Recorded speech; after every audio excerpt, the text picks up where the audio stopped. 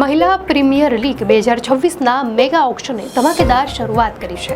શરૂઆતી માર્કસેટમાં દીપ્તિ શર્મા પર સૌથી મોટી બોલી લાગી. દિલ્હી કેપિટલ્સ દ્વારા ₹3.20 કરોડની બોલી લગાવવામાં આવી હતી, પરંતુ અંતે યુપી વોરિયર્સે રાઇટ ટુ મેચ કાર્ડનો ઉપયોગ કરીને દીપ્તિને પોતાની ટીમમાં સામેલ કરી લીધી.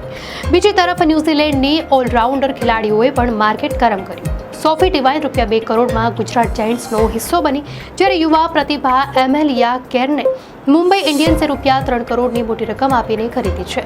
જોકે સૌથી મોટું આશ્ચર્ય એ રહ્યું કે ઓસ્ટ્રેલિયાની દિગ્ગજ વિકેટકીપર બેટ્સમેન એલિસા હિલી પહેલા રાઉન્ડમાં અનસોલ્ડ રહી. ફ્રેન્ચાઇઝીઓ તરફથી તેમના માટે કોઈ બોલી જ નહોતી આવી.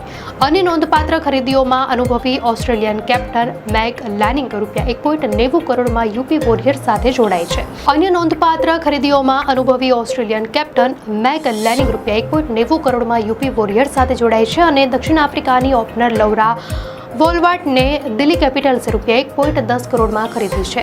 આ ઓક્શન સ્પષ્ટપણે બતાવે છે કે ટીમોએ પાવરફુલ ઓલરાઉન્ડરો પર વધુ ધ્યાન કેન્દ્રિત કર્યું છે.